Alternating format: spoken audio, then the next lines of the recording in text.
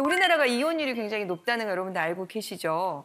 뭐 아시아에서 1위다 이런 거 보면 좀 가슴이 아프기도 한데 어떻게 보면은 이것이 우리의 현실이어서 이런 현실을 잘 좀 해결해 나가면 좋겠다 또 그렇게도 생각을 해봅니다. 최근 이혼 법정에서 여러 가지 이제 핫 이슈가 있는데요. 오늘 5가지 키워드를 좀 준비를 했어요. 2020년 신문사에서 설문조사를 했는데 기혼 남성의 41.3%가 외도를 한 경험이 있다라고 얘기를 하고 여성의 경우에도 24.4% 정도가 그런 경험이 있다고 얘기를 했어요. 그러면은 기혼자 중에서 3명 중에 1명 정도는 외도를 한 경험이 있다 이렇게 볼 수 있는데 사실은 이제 이 외도 문제가 갈수록 진짜 많은가 봐요. 그래서 뭐 인터넷 카페 같은 데서 이런 것들을 얘기하는 것들이 굉장히 많이 만들어지고 있다는 뉴스 들어보셨을 거예요. 거기에 화제가 된 은어들이 좀 있더라고요. 오늘 초성 퀴즈를 마련해 봤는데 한번 맞춰보실까요? 자, 이건 무슨 뜻일까요? 감시. 감시 떴다 피해라 막 이럴 때 쓰는 네. 검사. 휴대폰 검사? 오늘 검사 당했다? 검사 당했어. 네. 또 이건 뭘까요? 기역, 니은, 미음, 이응. 네. 겁나 미워. 검남이. 겁나 미워. 네. 계속 한번 해볼까요? 3번째. 진짜 어려운데? 뒤에가 커플이구나. 구구 커플. 구구는 뭐예요? 구구. 닭살 커플. 구구. 금기 커플. 금기 커플. 겁나 미워, 금기 커플. 네. 말 된다, 그죠? 겁나 미워, 금기 커플. 네. 마지막, 대망의 4번째입니다. 지지리. 지지리. 네. 그죠? 찌질이. 찌질이. 찌질이를 좀 이렇게 약하게 해서 지지리. 이거 정답을 한번 공개해 볼까요? 오! 이게 줄임말이구나. 이혼 여성. 금지된 사람, 기혼 남성, 미혼 지남미요. 정수, 기혼 남성, 기혼 네. 이런 것들을 사용하면서 그 안에서 자기들끼리 서로 이렇게 정보를 공유를 한대요. 거기가 카페가 5만 명이 이상의 카페도 있다고 해요. 근데 그게 뭐 카페가 하나가 아니라 여러 가지가 되고 있다고 하니까요. 그런데 이 카페에 가입을 하려면 내가 불륜을 하고 있다는 것을 인증을 해야 돼. 정회원이 돼서 거기 들어가서 이렇게 은어를 가지고 대화를 나눌 수가 있는 거죠. 그만큼 교묘하게 어디 가면은 들키지 않고 만날 수 있느냐. 그다음에 내가 들킬 뻔했을 때 배우자에게 어떤 핑계를 대면 것이냐 이렇게 서로 이렇게 정보를 공유하고 있다고 합니다. 네. 치밀하다. 어떨 경우에 이건 좀 문제가 있다. 라고 생각이 드세요? 스킨십이라든지 뭐 깻잎 논쟁처럼 뭔가를 이렇게 주도적으로 뭐 이렇게 깻잎 뜯어주는 거. 네. 이제 사소한 그런 거에서 그렇게 좀 디테일하게 세심하게 나보다 더 많이 챙겨주면은 그게 좀 질투 날 수 있죠. 질투구나. 외도는 아니고 질투.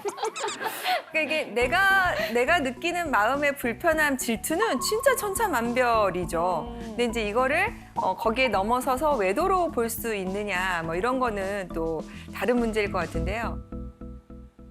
단순히 이렇게 스킨십을 하거나 뭐 잠깐 어디 가서 밥을 같이 먹었다거나 이런 게 중요한 게 아니라 다른 사람을 사랑하는 마음을 가졌다. 그건 외도라고. 마음이 더 문제가 될 수 있을 것 같다. 그게 네. 거의 다다. 네. 제가 볼 때. 네.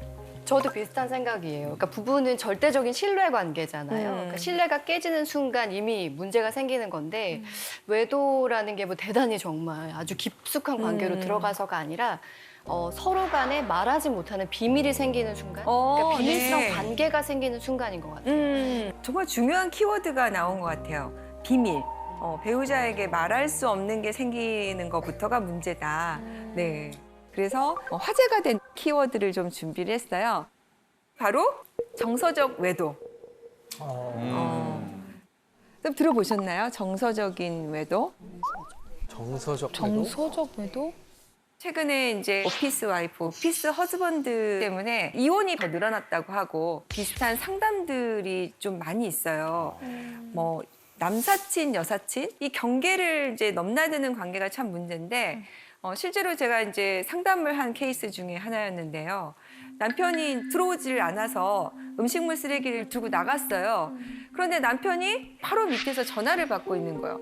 아, 뭐 걱정하지 말아라. 아, 내가 내일 도와줄게. 괜찮아, 괜찮아. 잘 자. 나한테는 한 번도 그런 말 해준 적이 없는 남편인데. 그래서 이제 누구냐? 그랬더니 당신이 아는 그 사람 직장 동료 누군데? 에이?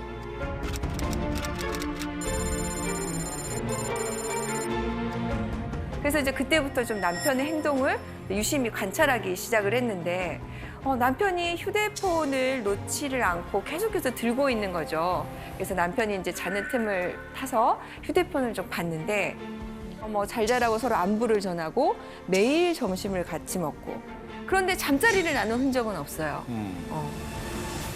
특이했던 거는 그 여성분이 운전면허를 막 따니까 운전 연수도 시켜주고 네.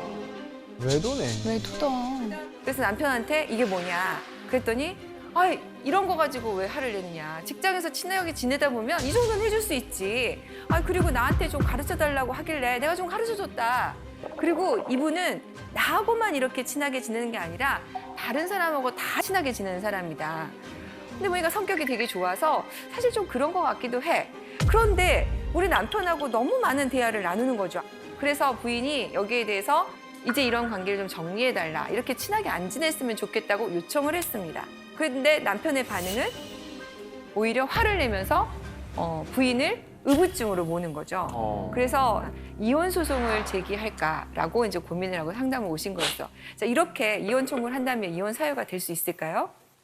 이혼 사유가 될 것 같은데요. 네. 일단은 부부간의 신뢰가 조금 이렇게 서서히 깨지기 시작하는 그런 상황이어서 지속적인 어떤 부부 생활이 어려울 것 같아서 아마 이혼 사유가 됐다라고 저는 생각을 합니다. 네. 저도 사실은 이 코로나 전에는 매일 그 다른 여성과 점심을 먹었거든요. 네. 양희은 누님하고 저희 이제 라디오가 끝나면 항상 점심시간이어서 근데 제가 양희은 누님 운전 연수를 해드리진 않아요. 아, 네. 제가 조직 생활은 안 해봤지만 조직에 생활하다 보면 뭐 그냥 친하게 지내는 관계가 될 수 있는데 그거를 성별로 구별을 하는 것도 참 애매할 것 같긴 해요. 네, 네. 근데 네. 가장 중요한 포인트는 와이프가 몰랐다는 거죠. 네. 네. 만약에 정말 자연스럽게 동료 누가 나한테 연수시켜달래. 아, 뭐 내가 돈을 받아야 되나? 이런 식으로 와이프랑 좀 편하게 얘기할 수 있는 거였다면 문제가 되는 관계가 아니었을 거예요. 네. 연수를 시켜줬다 하더라도. 근데 그걸 와이프가 모르게 했잖아요. 그러니까 그게 항상 문제가 되는 것 같아요. 말할 수 없는 관계가 생긴다는 거. 네. 4주 후에 보죠. 네. 우리 이제 패널분들이 잘 지적을 해주셨는데요. 많은 분들이 육체적인 관계에 이르지 않으면 이 경우에는 이혼 사유가 되지 않는다라고 생각을 하는데 실제로 지금 가정법원에서 부정행위라고 했을 때는 훨씬 넓게 봐요. 그래서 야심한 시각에 갑자기 서로 하트를 주고받는다. 아무 말 없이. 네. 그리고 잘 자? 자고 있어? 이렇게 야심한 시각에 한다. 그러면 이것만으로도 넓게 봐서 부정행위다라고 지금 법원이 보고 있습니다. 서로 일을 돕다 보면 또 친밀한 관계가 되고 또 배우자하고 나눌 수 없는 얘기를 나눌 수 있는 관계가 또 되기도 하죠. 그런데 정말 중요한 문제는 배우자가 싫어할 것 같아서 얘기를 안 하다가 비밀이 생기기 시작하는 경우 결정적으로 배우자가 이 관계를 정리하라고 했는데 그거를 정리하지 못하는 경우 이건 이혼 사유가 될 수 있다고 생각을 합니다. 그래서 이에 대해서 조금 오해가 없으셨으면 좋겠고요. 이런 일이 생기면 배우자에게 단호하게 나는 이런 게 싫다. 나는 이것을 안 했으면 좋겠다. 이 관계는 정리했으면 좋겠다라고 저는 얘기를 해주셨으면 좋겠습니다. 근데 이제 문제는 아까 제가 말씀드린 사례에서 휴대폰을 몰래 보는 게 문제예요. 그죠? 네, 많이들 알고 계시지만 배우자의 경우에도 비밀번호를 공유하지 않은 상태에서 들어가서 보는 것은 개인정보법 위반이고요. 비밀침해죄가 됩니다. 그래서 정말 이게 뭔가 있는 것 같은데 어떻게 하면 좋을지 해가지고 가끔 이제 저희가 상담해 오시는 분들 보면 탐정업체, 뭐 흥신소 업체, 조사 업체를 좀 소개해 주실 수 없냐, 막 이렇게 많이 문의를 해 오세요. 그런데 이게 지금 개인 정보를 침해하고 이렇게 뒤따라다니고 하는 것은 전부 다 불법입니다. 그리고 현재 법원에서는 위법하게 수집한 증거는 채택을 하지 않으려고 해요. 예. 그리고 또 비용도 굉장히 비싸요. 하루에 30만 원에서 뭐 많게는 80만 원까지 가고요. 또 이런 게 이제 하루 이틀에 밝혀지는 게 아니니까 자꾸 정보를 못 구한다고 해서 기간을 연장시키는 거죠. 그래서 실제로 한 달에 한 3천만 원 정도 쓰신 분을 봤어요. 그리고 또 내가 지금 의뢰를 받았는데 당신이 돈을 2배로 주면 내가 이거를 안 하겠다. 라고 하는 거를 제가 실제로 상담 중에 그런 문자 받는 걸 봤거든요. 그래서 이쪽으로 괜히 좀 힘을 안 쓰셨으면 좋겠고요. 그러면은 어떻게 알게 되냐 이런 것들 고민하시거든요. 그렇죠. 그 배우자의 외도 징후를 찾아낼 수 있는 방법 네. 없을까요? 그러게요. 네. 그런데 제가 이제 보니까 아무래도 이제 일상을 같이 하다 보니까 평소와 다른 행태는 눈에 보입니다. 제일 첫 번째가 뭘까요? 우리 사례에서 남편이 핸드폰을 놓지 않는 거예요. 화장실 갈 때도 가져가고 베개 밑에 두고 자고. 그리고 패턴을 자꾸 바꾸고. 그게 뭐예요? 그 핸드폰이 바로 판도라의 상자. 그래서 이거를 펀도라의 상자라고 하더라고요. 또 두 번째도 뭐가 있을까요? 특이점이?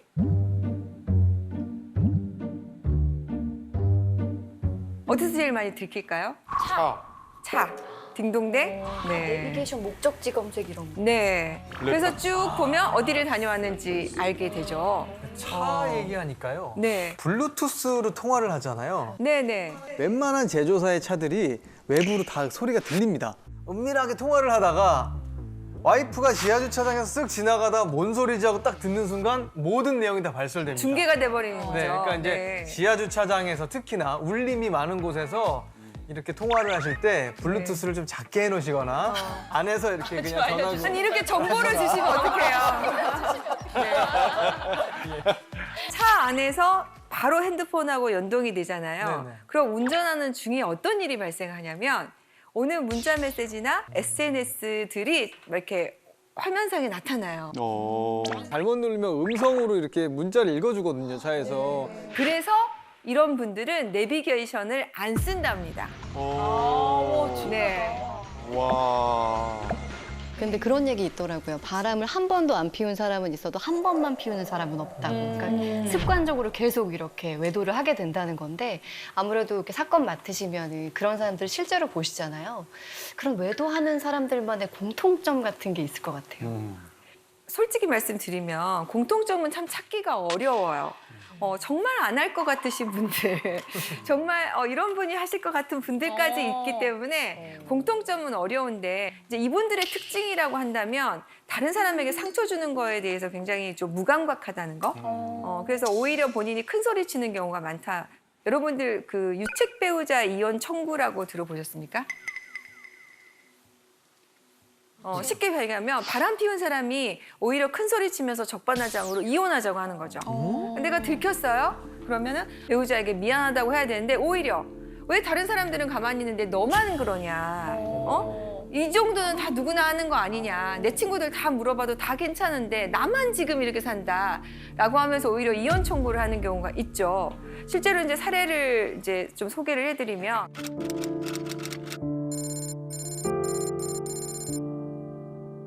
가난했을 시절에 힘들었을 때 만났어요. 그래서 부인이 남편 뒷바라지를 정말 열심히 했습니다. 그래서 정말 성공을 했어요. 이렇게 성공하면 이제 우리는 행복 시작 이럴 줄 알았는데 남편이 바람을 피우고 여자를 만나고 기가 막힌 상황이 이제 발생을 하는 거죠. 그래서 이제 부인이 아니 그동안 우리가 너무 고생해서 여기까지 왔는데 당신 한 번 실수는 내가 봐주겠다. 당신 빨리 정신 차리고 돌아와라. 그랬더니 오히려 이걸 문제 삼는다고 부인을 폭행을 하는 거죠. 그러면 지금 뭐 바람도 피워요. 폭행도 해요. 그러면 말 그대로 정말 유책 배우자인 거죠. 근데 배우자 입장에서는 아니 내가 뒷바라지에서 고생해서 여기까지 왔는데 이거 하나만 가지고 이혼한다는 게 너무 또 억울하잖아요. 그리고 또 아이들이 있으면 가정도 지키고 싶으니까 이혼을 하지 않기를 원하는 경우가 많이 있거든요. 근데 이런 남편들이 또 이혼을 요구할 때 제일 첫 번째 하는 게 뭐냐면 생활비부터 끊습니다. 나쁘다. 자, 여기서 손을 한번 들어볼까요? 자, 이 이혼 청구는 받아들여야 된다라고 생각하시는 분 손. 청구 자체는 받아들여야 되지 않을까요? 청구 자체는 안 되든 안 되든. 자, 그래도 이건 아닌 것 같아. 이혼하면 안 될 것 같아라고 생각하시는 분. 네, 약간 많네요. 사실은 우리나라는 그동안에 유책주의를 유지해 왔어요. 그래서 이렇게 책임 있는 사람이 이혼 청구를 하는 건 왠지 우리의 도덕적인 감정에 좀 반하는 거 아닌가? 라는 생각을 했는데, 아니, 그래도 말이야, 이혼이 별거가 아닌 세상인데 이렇게 서로 안 맞고 안 산다는 사람을 붙여놓는 것이 의미가 있어? 그러면 이거는 잘 정리하는 것이 더 낫지 않을까라고 생각하는 사람들이 생겨나기 시작한 거죠. 이런 거를 파탄주의라고 부릅니다. 어느 사이엔가 전 세계에서 대부분의 나라에서 파탄주의를 채택을 했어요. 그래서 우리나라가 2015년 기준으로 OECD 국가 중에서 유일하게 유책주의를 채택하고 있는 나라가 된 겁니다. 그래서 대법원에서 공개 변론이 있었던 게 이제 우리도 파탄주의를 도입해서 잘 이혼하는 쪽으로 가야 되는 것이 아니냐라고 열렸죠. 당시에는 어떻게 결론이 났냐면 아직은 아닌 것 같다. 그런데 유책주의를 아직 유지해야 된다는 것에 가장 중요한 논거가 뭐였냐면 대부분의 이제 부정행위를 하고 폭력을 휘두르는 사람이 경제적으로 강자인 경우가 많아요. 그러니까 이 사람이 안 되겠어. 너 이제 보기 싫어. 나가.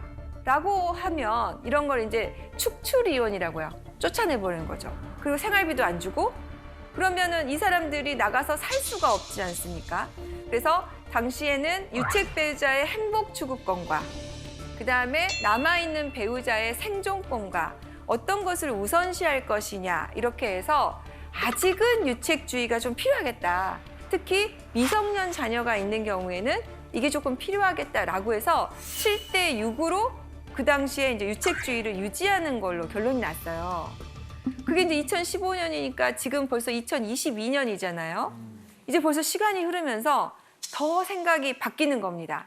그래서 최근에는 어떤 판례까지 나왔냐면 바람을 피운 남편이 있었는데 만약에 그렇게 해서 바람을 피우는 중에도 살고 있는 배우자와 애들에 대해서 생활비를 넉넉히 주는 경우는 어떨까요? 그래서 2017년에 대법원에서 헤어지고 배우자에 대해서 생활비를 충분히 주고 거처도 마련하고 양육비를 줬다면 이 경우에는 예외적으로 이혼을 시켜주자. 이렇게 판례가 났어요. 그러니까 지금 흐름이 어디로 가고 있죠? 파탄주의로. 점점 파탄주의로 가고 있는 실정입니다.